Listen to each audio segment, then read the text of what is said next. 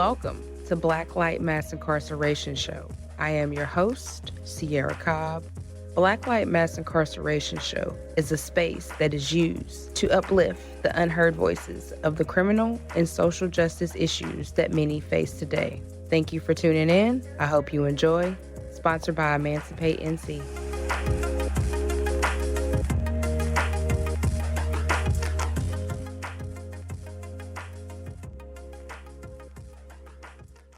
Thank you, Andrew, for being on Black Light Mass Incarceration. So if you just want to give the audience a little introduction about yourself and what you do and how you became a part of podcasting.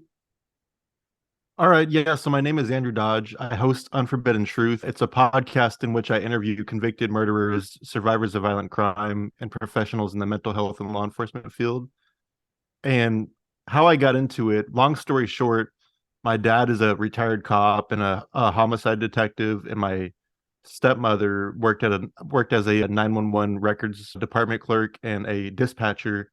So since I was super young, I was interested in true crime and horror and all that. And everybody was growing up watching Bananas in Pajamas and all that. I was, watching true crime and reading Helter Skelter as young as I could. Whenever I could read, I picked up true crime books and started getting fascinated with, serial killers and mass murder and all that. And fast forward to 2010, I was 19, I want to say, and I wrote to a serial killer by the name of Philip Jablonski, who was my first serial killer that I visited, ironically enough. And he wrote me back. I started writing people like Charles Manson, Wayne Henley, Jack Spillman, so on and so forth. And the replies just kept coming in. And fast forward to 2018, I was part of another podcast, which is defunct now, which is called Criminal Perspective. And it was kind of the same concept, just a little bit different. And here it is, 2023, and I'm almost 2.5 years into Unforbidden Truth. Got a lot of subscribers too, so I guess a lot of people are interested in what makes a serial killer kill, as I call it.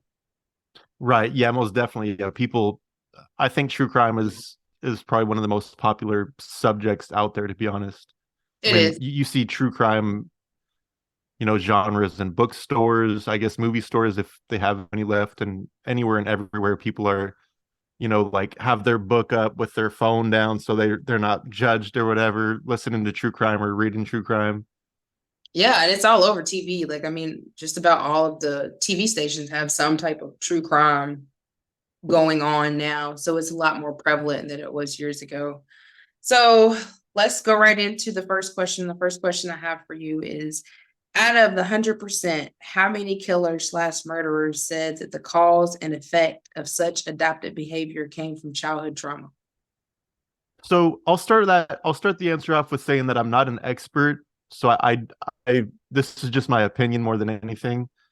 But you said when it comes to like childhood abuse.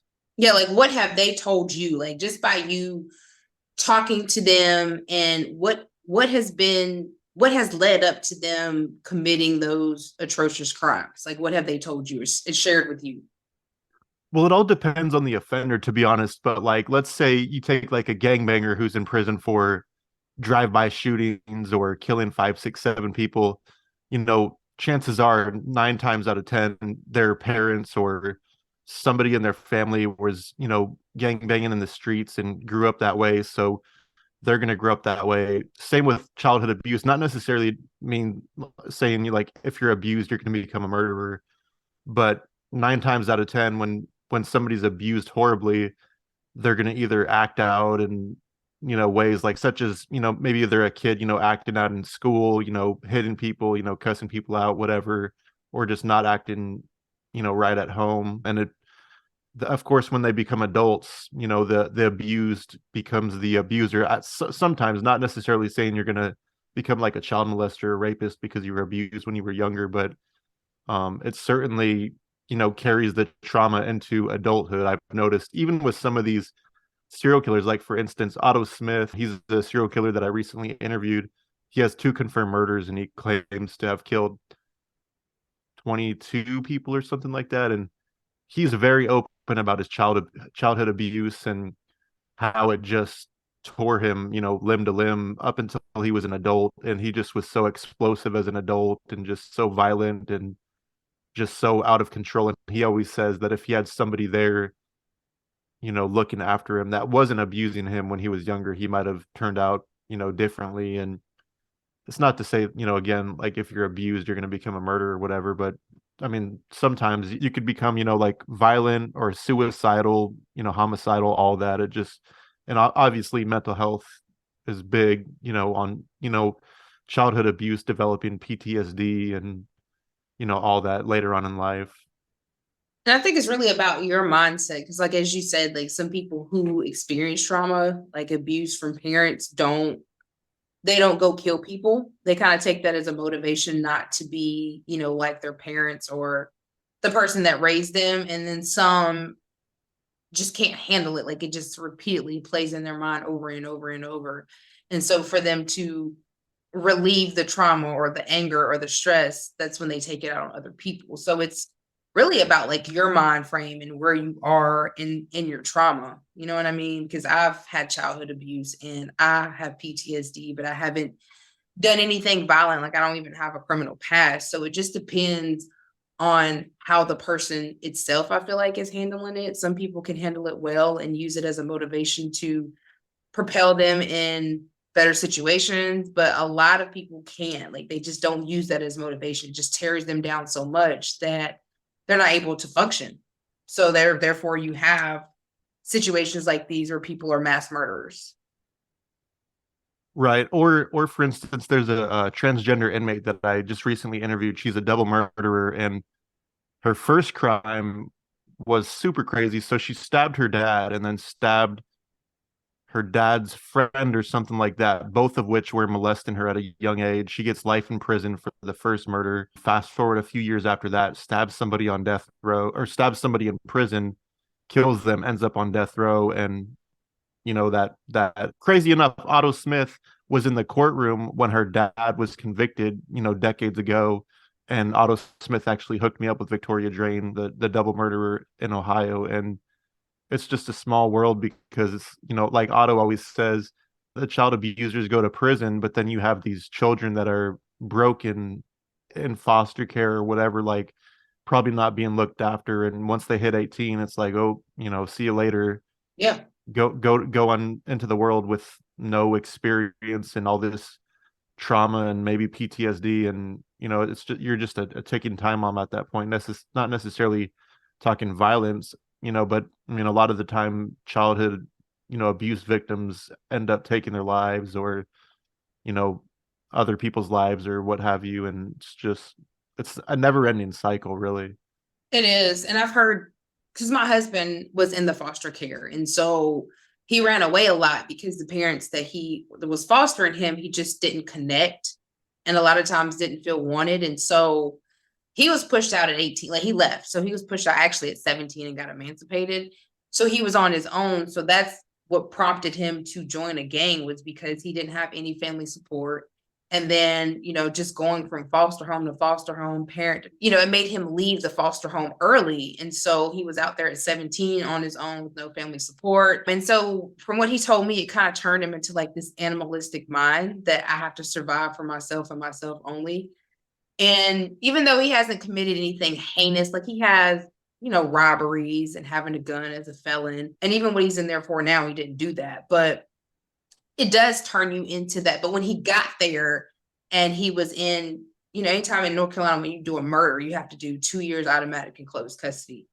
So when he got to closed custody, it was just like this animalistic mind, where it was, I got to survive. It's me and me only type of mind. So he wasn't empathetic to anybody else and what they were going through because of what he was forced to go through and the way he was forced to become a survivor. And a lot of times becoming a survivor makes you an animalistic person, which sometimes turns into a lot of violent things. So your environment has a lot to do. I don't think people understand generational trauma has a lot to do with why people are having issues, especially children, because I don't think people understand that when your parents are pregnant with you and they're going through a lot and they're stressed, that stress hormone is on the baby.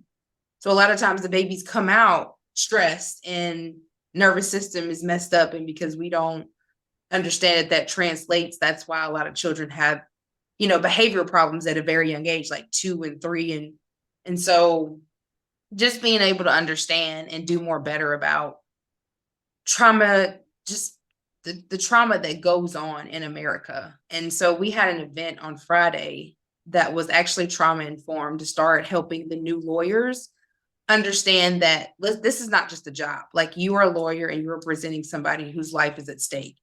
And so you need to start understanding the trauma that they've been through. Even the judges and the prosecutors need to understand that a lot of people are dealing with trauma. Like, America is just a traumatized state. You know what I mean? Like, it's just so much that always goes on.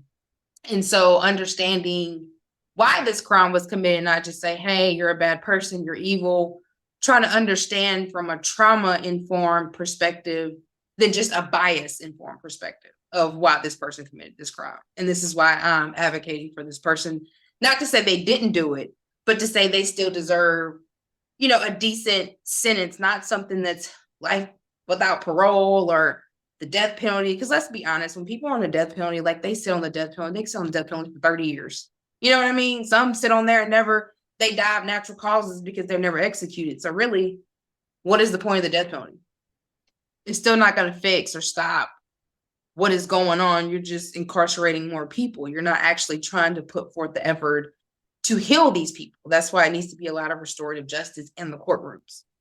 Right. And a lot of the time, the victims' families don't want the death penalty for the offender, but it's sadly most of the time not up to the victim's family whether the person gets life in prison or the death penalty or what have you. Yeah, it's up to the state. Like the defendant harmed the state. You didn't harm the state. You harmed the victim that you're representing, but yet you let them have no say so in what's going on. And we actually have a lot of victims whose parents were murdered or family members were murdered that's in the movement that say, hey, we don't want the death penalty. So I think humanizing their voices and also humanizing the people that have committed the crimes, humanizing them and trying to just lead up to show why maybe they committed the crime and not just saying, oh, well, they're evil. Because I hear that a lot. Like, I watch true crime shows and like, oh, well, they're just evil. And I'm like, I mean, that is a possibility, but something took them there. It's not like you're born evil. You know what I mean? Like, it's a lot of people are taken there because of what they experienced in life. Going off of that, there's a expert in childhood abuse. His name is James Garbarino. I'm actually releasing an interview with him next week. And he said something to the effect of, I hate when people say people are evil. They're not evil. There's reasons for what people do. It's not necessarily an excuse, but let's say you're having a schizophrenic break and God is talking to you and you have to kill as many people as you can or you're going to go to hell or something. Like, that's a reason, that moment in time, for that person to do what they're doing. It's obviously it's abnormal and it's not something that is justifiable, but in their mind it's a reason as to what they're doing at that moment in time. And I don't necessarily believe people are evil, but I believe there's evil things that are done unto people that can make them quote unquote evil or bad people. Yeah, exactly. And that's the thing. Like, we got to start understanding that people are just traumatized and there's generational trauma. And so it's not an excuse, but we still need to humanize what they've been through and not just, that's always swept up under the rug. You know what I mean? So my next question is, were they being treated for mental health disorders during this childhood trauma, or they're not even being treated at all? I can honestly only think of a handful of prisoners that I've interviewed that were treated as children. The most that sticks out to me is Nico Jenkins. I'm sure you're familiar with that case. He's a spree killer in Nebraska, and since he was like 8 years old or something like that, he was diagnosed. I don't know if he was diagnosed as schizophrenic at the time, but I know he had a really hard childhood when it came to mental health and everything that came with that. As for others, I can't really think of any other people that I've interviewed necessarily, but I'm sure that there's a lot out there that, started in childhood. I just can't think of anybody else off the top of my head, to be honest. I mean, well, to be honest, mental health in America is not its best. You know what I Yeah, mean? definitely. Like, it's really not its best at all, because I have mental health issues, and just what I have experienced in the mental health field has not been helpful. Like, I feel like I've helped my own self by doing just like meditating and exercising and just doing stuff that I've come up with that has helped me. But as far as the things that they told me to do, like going to outpatient therapy, I mean, that helps for a little bit of time, or coping skills, or they give you behavioral therapy training, all of that. Like it only helps for a short period of time. And then the medicine that they give you, to me, has more side effects that make your symptoms worse than really helping you. Because I've heard a lot of people say, well, I have these suicidal thoughts, or I have thoughts of wanting to kill somebody, or I'm just very angry. Like I know people that have epilepsy be on Keppra, and I've heard a lot of them say they just have this Keppra rage where they're just raging because of the medicine. And as soon as they get off, they're fine. And it's like, why, when you know somebody is suffering a mental health issue, especially with your mind, why would you prescribe something that potentially makes it 10 times worse? And so I think that that's where America has failed a lot of people when it comes to mental health, is just saying, okay, well, go talk to somebody and take this medication. Like that's what they want you to do. Like, go talk to somebody and take this medication, and I'll see you, your psychiatrist. You only see them every 3 months, and they just change your medicine, and then you see your counselor every week. But I mean, I've come to realize that people that are counselors have their own issues. So they have their own everyday issues on top of taking your issues every day. So just imagine the baggage that they're carrying. So really, how is that helping me? You know what I'm saying? Like, how is that helping me? So I've just tried to figure out how to self-regulate my mental health and not use medication, because medication never worked for me. And I'm not saying it doesn't work for everybody. So some people it works great for, but a lot of people it don't work. It makes it worse. So, there we go. America they have to do better about understanding mental health and trying different ways instead of just therapy and talking to a counselor, because a lot of that still doesn't help people. There's a lot of Right. kids. And a lot of the time it's hard to get medication. Like a few months ago, I was trying to get my medicine refilled, and I had to see a mental health doctor or whatever to do so. And they were so far out and they wouldn't prescribe me. And I was telling them, I'm like, what's crazy is I could go and get an AR-15 right now and go shoot up a school quicker than I could get medication to help me. And that's a really sad and scary, thought that, it takes more to get medication than it does to get a gun that can easily kill 10, 15, 20, 30 people in less than a minute, which is just mind blowing to me. And I think we're probably one of the only countries where mental health is that bad, because there's, free healthcare in so many different countries where you need medication, just go to the walk-in clinic or ER and they'll just prescribe it to you right then and there. But here it's like you got to get on a waiting list, and then you got to have your first appointment and, be assessed and see if you qualify to take this medicine, when I've been taking it for years and they wanted to make sure that I was to be on it because I recently moved. And it's like, well, I've been on it for years. Why all of a sudden do I have to see somebody to get it filled? Mm-hmm. And then that translates into a lot of people ending up in prison or jail because they're able to get medication. Like a lot of people don't have health care. So if you're out here in the world and you have health care, you can't get your medication. So therefore, a lot of people end up going to jail or prison. And so it's up to them to try to treat. And we know that you're not going to get any type of mental health. They might give you medicine, but you're not going to get any mental health. You know what I mean? Right. So it's just like a revolving door. Yeah, definitely. It's definitely a sad and broken system. It is. It is.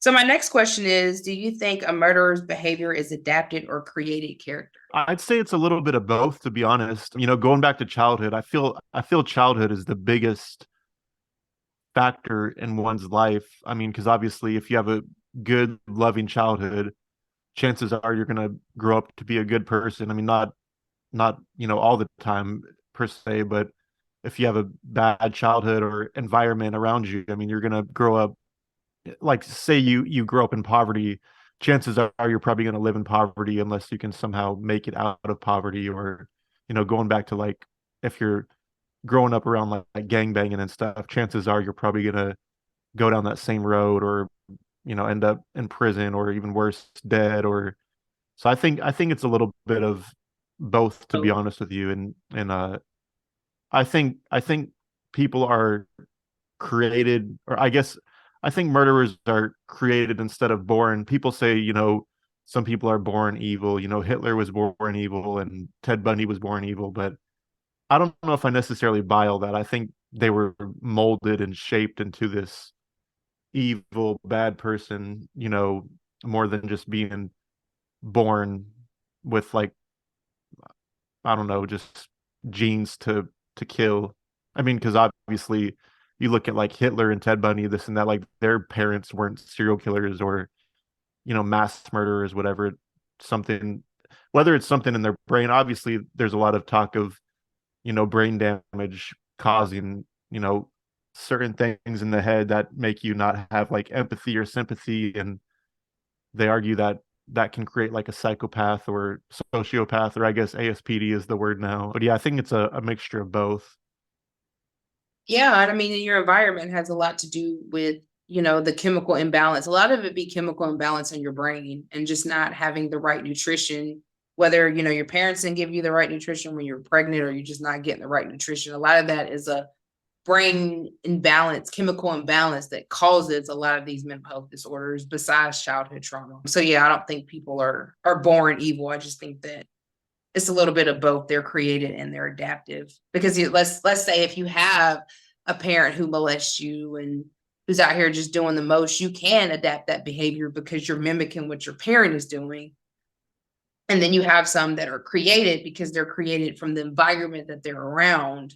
You know what I mean? So yeah, it is a little bit of both. Do you feel as though those adapted or created behaviors can be reprogrammed to positive results?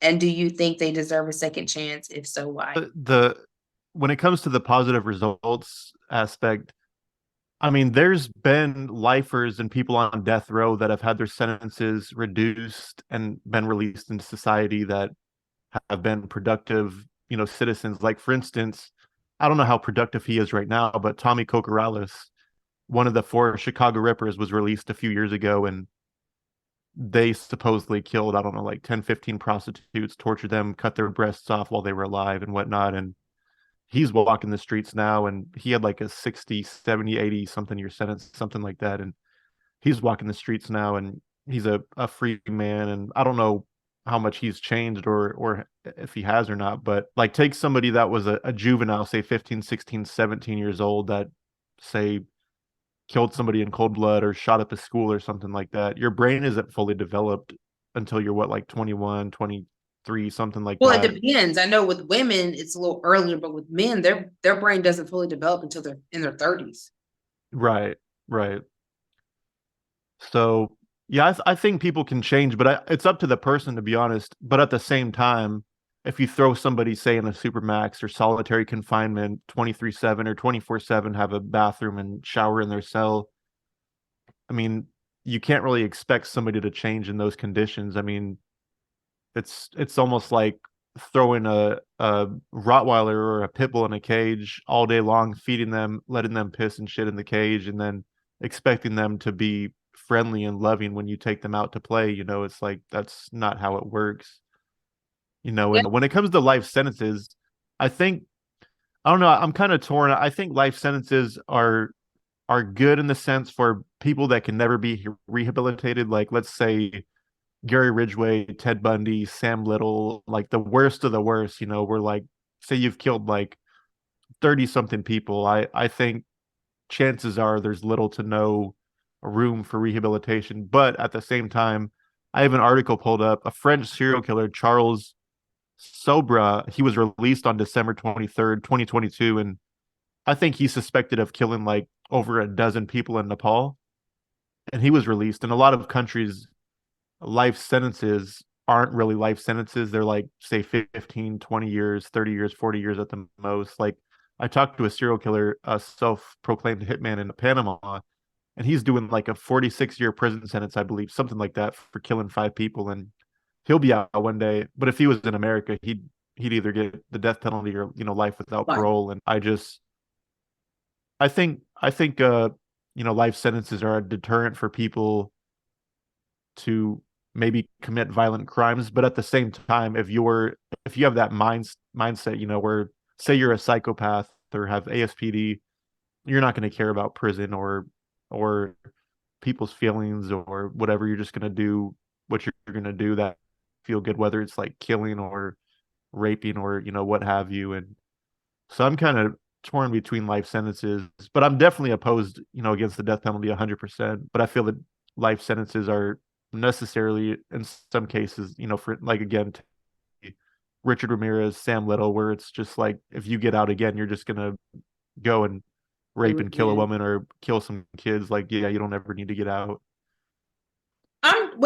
I'm not gonna, I am torn. I feel like, so the life sentence thing, I guess I feel like they should still be in a place where they're getting some type, whether it's working or not. I still feel like there should be some type of rehabilitation. Like, even though we know that they're not able to live amongst, regular population, I still feel like instead of it being a prison with life sentences, I think that there still should be like a decent mental hospital to keep them in, where they're still getting some type of rehabilitation. They're still, treated like a human in some sense, instead of just saying, okay, well, you're evil, there's no hope for you, we're just going to throw you in prison and treat you like whatever. I still think that there should be some type of rehabilitation, because you never know. You never know if you offer these people true rehabilitation, where it could really take them. Like, there's some people who are just lost causes, don't get me wrong, and there's no bringing them back. But I feel like if we try to at least give them some type of real rehabilitation, I feel like that there is some chance. Now, not saying they need to be out here among us, but I feel like they still should be somewhere where they're humanized and not dehumanized. And that's what. Right. I've always thought that like they should create a community of like and like say a wall like 500 feet high or something like that, where they put, convicted murderers, serial killers, or what have you, like in this community where they all can mingle among each other. And it's like rapists and murderers, and say you have like 1,000-year sentence, just put them in this community, or let them, I don't know, not serve in the military or anything like that, but maybe do things that everyday people don't want to do, but put them in a setting where, I mean, have like a tower with snipers or whatever to make sure they don't escape. I know that there's communities of sex offenders like that, where they're constantly watched and monitored, and I think something like that could be successful. But then again, all it would take is just one person escaping and going on a killing spree, whatever, and then it would just ruin. Well, hell, why not put them in the military? Right. Well, you would have to make sure that they didn't have weapons or anything. Like, let's say you take like a serial killer, mass murderer, all it takes is a few seconds for somebody to, turn on your own camp, like at Robert Bales or Hassan Akbar. Like, it would be terrible if there were another situation like that was to unfold. That is true. So my next question is, do you feel as though, okay, I think I've already asked that. Would you say the most murderers / killers are smart and intelligent? And would you say that trauma to be the root cause of such influential behavior by adult murderers? Yeah, I think a lot of them are very smart and intelligent and conniving and manipulative. Some of them can be very manipulative and conniving. And then, of course, you got some that are just not so smart, like, what is it? Brian Walsh, this guy who was Googling 12 different ways on how to dismember a body, whatever. Like, that's not very smart at the end of the day. But, and you said, what was the second part of that question? And the second part, would you say that trauma to be the root cause of such influential behaviors by adult murderers? Yeah, I would say trauma mixed with mental health, mixed with, drug and alcohol abuse, for sure. It just depends, really, I think. And I mean, if you ask certain people in prison, that are convicted of murder, let's take serial killers, for instance. Those are like the worst of the worst offenders, right? And chances are 9 times out of 10, they'll tell you that they had a horrible childhood, which probably is true, because who wants to go rape and kill, a bunch of women or children, for that matter? I mean, something had to have happened to them, or you would think, for them to do something so horrible and atrocious. And, yeah, I'd say trauma, drugs, and mental health would definitely play a part in, like violent acts, and adults and juveniles at that as well. I mean, you got to habilitate somebody, or I guess somebody that's younger, you got to habilitate them before they can be rehabilitated, because it's just like sentencing when they used to sentence juveniles to death row. how can you rehabilitate somebody if they haven't been habilitated, if they're so young? It's like rehabilitating somebody that never had a chance. And to me, that's like just throwing them to the wolves and just being like, oh, whatever, like you're a lost cause. We're not even gonna attempt to try to help you or whatever. It's just like throw you in the cage, whatever, feed you 3 times a day, take you out to shower, and you can just, they're like bumps on the logs. It's sad a lot of the time, really, especially with juvenile offenders. My heart is more with juvenile offenders than adult offenders, just because, I've seen kids go down that path. I've had family members that have been young, mischievous, like delinquents, and just, I don't know. I think it all starts with the juveniles, and that's what I always hear from all these prisoners is, you got to start with the juvenile justice system. You got to make sure you're doing them right and treating them. Don't treat juveniles like adults and yada yada yada. Which in some cases, I mean, you would have to, like, for instance, say Nicholas Cruz, who killed 20, 30 people at a school. I mean, but then at the same time, kids are kids, and I don't feel like they should be putting a 16-year-old in a prison. Like, for instance, Erica Hainstock, a transgender school shooter, was sent to prison, I think, when at the time he was 16. And he said the first day he got there, he got raped as soon as he got to prison. And he had to fight every single day, until he turned like 18, 19, 20 years old. And it's just, really sad. And a lot of people don't care. Like, oh, you killed somebody, you killed a principal at school. Like, who cares what happens to you? That's the mindset of a lot of these officers and Judges, administration people in and prisons. They yeah, just don't care a lot of the time. Get they the don't. rare handfuls that do care, that it's almost like good police officers. If you speak up and try to do something, chances are you're probably going to get, chastised or lose your job or whatever. And it's the politics involved, I guess. The politics, I think the politics has a lot to do with, well, not think, but it is. The politics has a lot to do with criminal justice. Instead of it being true criminal justice, it's based more around politics and who's tougher on crime, and not about, well, let's really look into especially children. And I don't know if you know, but North Carolina, before we changed the law last year, we were able to convict 6-year-olds. 6-year-olds now. That's 6-year-olds were crazy. able to go to court and be convicted of a crime if they committed a crime. And we all know, being 6, your brain is not even developed even a slight inch. So why they thought it was okay to allow children to be convicted at such a young age. Now it's raised to 10, and I still think 10 is, to me, it needs to be higher than that, because especially when you're dealing with male and females, males' brains do not develop until they're in their 30s. And we have plenty of data and research on that to show that they don't develop fully until they're in their 30s. So when they're making decisions, it's basically a child decision. It's not an adult decision. And so America is so just dead set on throwing people away, no matter what age you are, gender, race, color. You commit a crime, that's what they're about. They're not about any rehabilitation or anything of that nature. And so I know it's a guy in North Carolina that shot another kid a few months ago. And so they're trying to give him the death penalty. But the reason why he shot the kid was because he was being bullied. Like, he was literally shot by the kid a couple of months prior. And so he went to school and shot him because he thought they were going to take his life. And now he's facing the death penalty. So just really trying to understand what is really going on. And America never wants to understand. They just look at it like, you committed this crime, and we just want to fill up these beds and the prisons and the jails. And really, it's about enslaving people to get free labor. That is really all it's about when it comes to prison and jail. It's not about deterring crime, because if that was the case, our crime rates would have been low thousands of years ago. This has not given people life or death sentences, has not stopped serial killers. It has not stopped people from committing crimes. It has not stopped people from selling drugs. So we need to begin to look at what really will stop these things from happening, not just throwing people away, because that's not working. It hasn't worked for 400 years now. You know what I mean? So what is it that we could do to stop what's going on? And when you look at other countries, like over there in Germany, I mean, even though people commit crimes, they still treat them like they're humans. They still have regular rooms.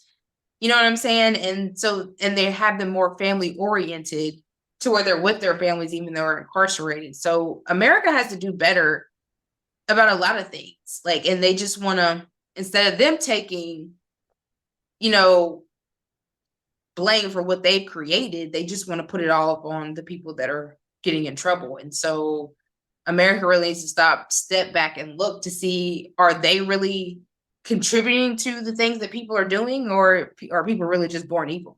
You know what I mean? Right. Yeah, and people are so brainwashed by media and just everything really with this person's evil or this was an evil act or when really I mean yeah it's I mean there are acts that can be evil, but I don't necessarily think that makes somebody an evil person. And I mean you've got to look at where they come from, their background, their environment, their childhood, and it's not excusing what people do, but there's reasons as to why people do what they do. I mean, like you're abused as a child, that's all you know. I mean, you're either going to end up having a lot of trauma as an adult or possibly, abusing other children. I mean, it's just like It's a like, never ending cycle, really. and let's say for, like you mentioned, one of the serial killers that killed a bunch of prostitutes, and that could have been just what he was taught, because I know when I was younger I was taught that you're not supposed to go out there selling your body. You know what I'm saying? So maybe that his parents taught him that was a sin, not to be out there selling your body. And I've heard a lot of serial killers say that they've killed women like that because they were doing sinful things, which is selling your body as a sin. So they thought it from a religious perspective, not I'm killing this person and it's wrong. They were looking at it from their religion perspective and thinking, okay, well, this is wrong. They shouldn't be out here selling their bodies. You know what I mean? So it's like, where do you go from that? Like, if your parents are teaching you, hey, that's wrong. You don't need to be out there selling your body, and that's what you grow up on, and you see it, and you're like, I got to get rid of that because that's harming my community. I've heard them say that's harming my community. You know what I Right. mean? I killed this person because they were out here selling their body in front of the kids. This is harming my community. This is why I took this person out. And so it's all about what you're also taught as well. Right. Yeah, most definitely. I mean, especially as a child, you're so impressionable by your parents and peers and everybody. Like everybody always wants to fit in and be the cool kid at school or whatever. And then when you grow up into adulthood, you also want to be accepted by your peers and you want to fit in. And like you said, if you're taught prostitution is bad or gross or whatever, I mean, I've talked to so many serial killers that have said they wanted to rid the streets of evil, which was prostitutes and drug Drug addicts. addicts and so on and so forth. So they're thinking they're doing a good deed by getting rid of the evil, but then the states turn around and like, well, you're evil because you did this heinous crime to this person. And if you think about it, even America is showing that, because you see so many people that get locked up for selling for, prostitution or sex. So to me, they're saying, okay, it's okay for you to go kill these people because we're locking them up. Right. You know what I mean? What's the difference between you locking them up and them saying, well, I need to get rid of them, so let me just wipe them off the face of the earth? It's no different. But America doesn't look at it like that. Right. Yeah. Sadly, I think America is one of the only countries that has the like mass incarceration problem that we have. I mean, like life sentences. I know there's life sentences in other countries, but they don't really hand them out as much as America does. I mean, you can get a life sentence for trafficking cocaine or something like that, and I mean, you can rape a child, get out, do it again, get out, do it again, and I mean, thank God for the three strikes law. But even then, I mean, I when mean, you yeah, can you rape can, three kids till you go to prison for life, like you can ruin three lives before you have to go to prison for life. or It's either you can steal 3 times and still get a life sentence because you stole 3 different times, and that's right, considered an habitual felony. You see what I'm saying? So you can get long sentences for really things that are minute, and some things aren't, but some things are minute that you can get a life sentence for in America. But that's because America bases their production off of body autonomy and free slave labor. Like that's the reason why, because other countries don't depend on body autonomy to make their income. and America does. My last question, what would you say? Would you say anybody can be a murderer or adapt the behavior? If yes, why do you suspect they don't give violent offenders second chances, but rather let a child molester or a rapist free than a person that kills someone in defense or etc.? Okay, I'm gonna pull that one up because I'm probably gonna forget. Okay. It's long. So honestly, there's different inmates that always tell me that everybody has murder capable inside them. And again, Otto Smith, he was telling me that there's a difference between killing somebody and murdering somebody. And of course, there's those instances of like self-defense or what have you, which I wouldn't really lump in that category. But I guess anybody could really become a murderer. I mean, if you think about it, there's people that lose their cool and everything all the time, like they're a doctor or lawyer or even a football player. Philip Adams, used to play for the Seahawks, and one day he just committed a mass murder, then killed himself, I believe, or the police killed him. I mean, I think it's, you could be the most perfect person, I think, and you can just have all these little triggers set you off, and somebody cuts you off in traffic or something, you follow them, then pop them in the head, then you're gone for life. I mean, I think, I mean, I'm no expert by any means, but I think that anybody is capable of murder if they're pushed to the edge, or if they're, if just the worst of the worst circumstances happen. Say you lose your wife, you lose your job, you lose your kids, your car gets repossessed, you literally lose everything overnight. I think that would trigger anybody into not necessarily killing somebody, but being very, on the edge and violent. And anybody says something to you that's like out of pocket, you just snap on them. And everybody has it in them to possibly kill somebody. Like if you're pushed to the edge, not necessarily saying if you lose all that you're going to end up killing somebody, because some people's self-control is way better than others. Like I know if that ever happened to me and I lost everything, I know I have people to talk to, and to where I'm not ever going to kill somebody or take my own life. I know, like, I have a purpose, and I certainly don't want to throw my life away over anything, whether that be small or big. So the second question is, if yes, is why do you suspect that they don't give violent offenders second chances, but rather let a child molester or rapist free than a person that kills someone? Well, I think it's the stigma, to be honest. You killed somebody. If you get out, you're going to do it again. You've been in prison for so long. You're probably institutionalized. It's just the I guess you could say, like, the common myths and superstitions of prison. Like, you've been in prison for 25 years. You're probably an animal. You get out, you're gonna probably reoffend and go back to prison. And I don't understand why they give. Well, I understand on the sentences, like say a child molester or a child rapist, say you get 10 years in prison. I understand you can't keep them for life, but at the same time, is it really fair to parole somebody that, say, brutally raped a child earlier than, say, somebody that just robbed and killed somebody? It's almost like comparing. I mean, I'm not saying apples to oranges, of course, because I'm not saying raping a child is the same as killing like an adult or whatever, but I've never understood why you can get 5 years for molesting, 5 kids, but then life without parole for, say, a you're robbing a store or whatever, then it goes wrong and you kill somebody. Obviously, that's a horrible thing, and somebody lost their life at the end of the day. But I think, and of course, there's extenuating circumstances in some cases, like say you're like a felon or gang related or whatever, that enhances your charges and enhances your sentences and so on and so forth. But yeah, I guess it's just that the $1 million question is, why can you continually go out and rape or harm others, but a homicide carries a life sentence or death sentence? And I guess it just depends really at the end of the day how it was committed and so on and so forth. Because there's some, I mean, there was a police officer just killed in some state. I think it was with like a vehicle or something, and the woman got like 8 years in prison or something like that.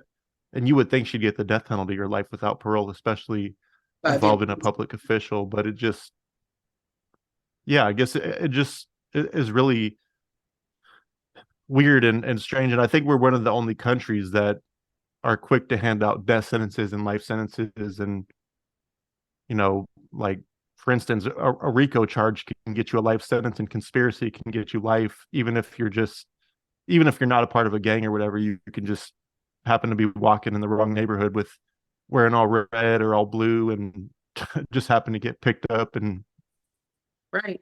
Felony murder is the same way. Like, you could just be with somebody and they commit the murder, you not know, and then you're convicted just as long as they are. So yeah, I mean, I've never understood that either, because I've known several people that's gotten out that were sex offenders that reoffended once they got out. And, to me, it's no different, because if you're still not rehabilitating that person, because I feel like rehabilitation needs to be started ASAP if you are molesting children, because I feel like that there's something in your brain that's causing your sex drive to be way higher than what it's supposed to be. And so I don't think that just letting somebody who has molested or raped somebody right back out on the streets 8, 9, 10 years later with no rehabilitation is any better than letting somebody out that murdered somebody, because you got people that's murdered people before that's got out and they've lived a perfect life after. It was just that one mistake. And then you have some who that's just their drive and their thrill. So I think that there needs to be a tougher sentence, because, I mean, honestly, if you're raping a child, you're taking that child's life from them. So to me, yeah, most definitely. You're killing them technically. You know what I'm saying? You're killing them on the inside because they don't know who they are anymore. And so I don't see a difference between murdering somebody, taking somebody's life, than you molesting or raping a child or a female, because that is traumatized. That's just as much trauma as it is killing somebody or losing a loved one to death. So I think that there should be just as much stipulations for somebody that raped or molested somebody than it's just as somebody that killed somebody. Right. Yeah, most definitely. I've always thought that you shouldn't get 3 strikes when it comes to raping or molesting. I think it should just be, you offend more than one time, you're done. Because, I mean, how many kids do you have to rape in order to go to prison for life? Like, it's like, for instance, there's a guy that I interviewed who used to be on death row in Indiana. He molested like 20 something kids, and he killed a kid and did horrible things to his body afterwards, like ejaculated on him and everything. And he's doing life without parole now. But, why did it take molesting 20 something kids and then killing a kid to go to death row, or get life in prison? Like, I mean, what was his motivating factor? He was abused when he was younger, and he claims that he just never got over the trauma and everything, which, it's you can sympathize and empathize somewhat, but at the same time, with child molesters and rapists and stuff, it's hard for me to empathize with them, even if they were abused when they were younger. I mean, I can empathize with the abuse, but I can't empathize with, I was abused and then I just wanted to abuse others because that's all I knew. Like, especially other children. Like, I understand you were abused as a child, but what does you raping and abusing and killing other children and doing some very heinous things to a body after its death have to do with being beat as a child? You know what I mean? It's like you want to protect the child that you were abused. You know what I'm saying? Like the inner child, than to go and commit crimes against children, because that don't make sense. Right. Yeah. Commit crimes against kids will never make sense to me. I mean, nobody can ever justify raping or molesting or killing a kid. Like, it's just, I don't know. And the people that do try to justify it is just like, you're just sick. Yeah, because they are, because there's no justifying raping or killing a child. I don't care how much trauma you've been through. There's a lot of people that have been through a lot of trauma and they don't do that. Like, they might kill other humans and other adults, but they don't touch children. Like, if anything, they protect the child because they know that they're vulnerable. But then maybe again, that is what some serial, they like people that are vulnerable where they can control. And right. Yeah, most definitely. I've heard that from a lot of offenders, that children and women are easy to control and manipulate, and they won't talk, they won't try to escape because I can overpower them, or, whatever. I mean, it's an easy victim pool, really. It's about the vulnerability of it. And so That's why there needs to be a lot of mental health Yeah, because, most definitely. like just hearing stuff like that is just, it's crazy, to hear somebody say, oh, well, I committed crimes against children because I was molested, but it's way deeper than that. So really trying to understand what is causing these kind of behaviors from certain people, I think is really important. And I think that we need to do a lot of more research on that to see how we can fix that, because it can be fixed. I don't feel like anybody, and maybe I could be wrong, but I mean, I don't feel like anybody cannot just be rehabilitated. Like, I feel like if you get down to the root cause and really give them some deep healing that they've always wanted, I feel like that could heal a lot of stuff. Right, right.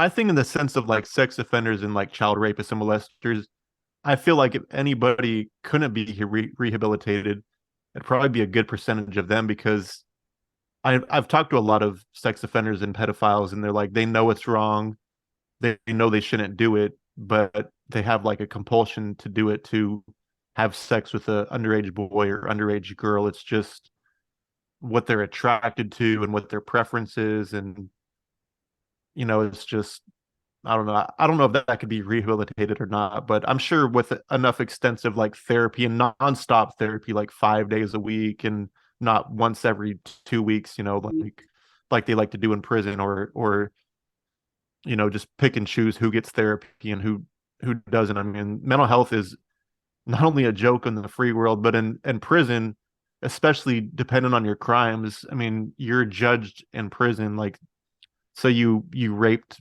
I don't know, 5 kids or so, chances are you're probably not going to be at the top of the list for mental health treatment.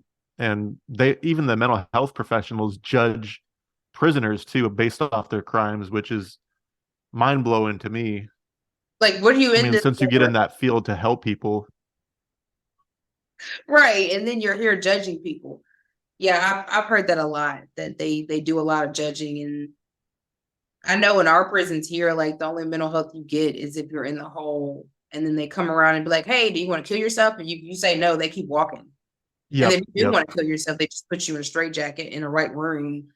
Like, that doesn't make it better at all. You know what I mean? It makes it worse. So yeah, mental health in America is a joke. And I think until we really understand and do a better job, I think this will continue to happen all over America.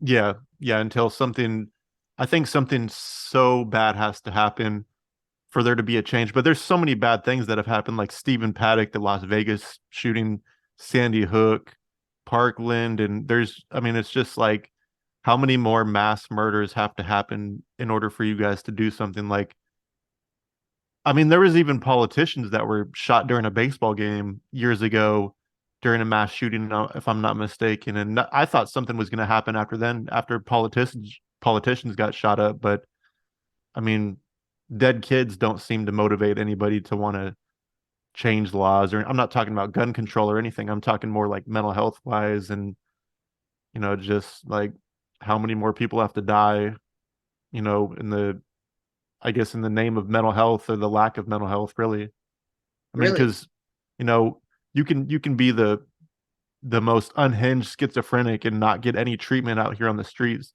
but the moment you commit your crime, you're getting the best mental health treatment in the United States up until you get to prison. You get all these diagnoses and all these you're being treated and evaluated while you're on trial, and you got people that worked with like Charles Manson and Ted Bundy and David Berkowitz and all these high profile murderers that have come before you. You get the same treatment that they did, but then as soon as you get to prison, it's like, oh, your life is over with. Screw you. screw you. Yeah, you get what you deserve, and you're gonna suffer. And yeah, Yeah.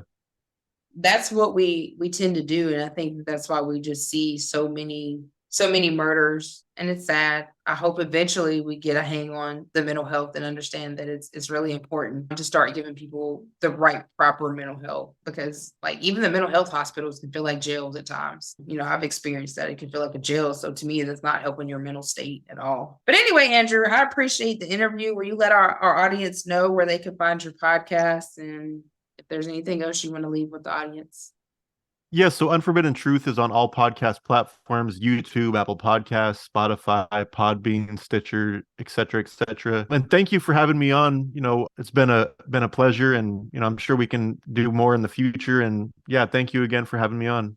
Thank you. I appreciate it. And thank you just for coming on and sharing your experience. I think that this opens up the light for our viewers even more to kind of understand people who have committed murders, since you do actually interview people who have committed heinous murders. Just opening up that side of the lens to understand and kind of give us an insight into their mind also helps our viewers to understand and kind of maybe empathize and understand that it's a mental health problem in America. So thank you for sharing all of those wonderful, and y'all check him out, Unforbidden Truth, and he's on every major streaming platform. And thank you again, Andrew. Awesome. Thank you. Thank you. Have a good one. You too. So thank you again for tuning in. I hope you enjoyed today's show. Your host, Sierra Cobb. Take care.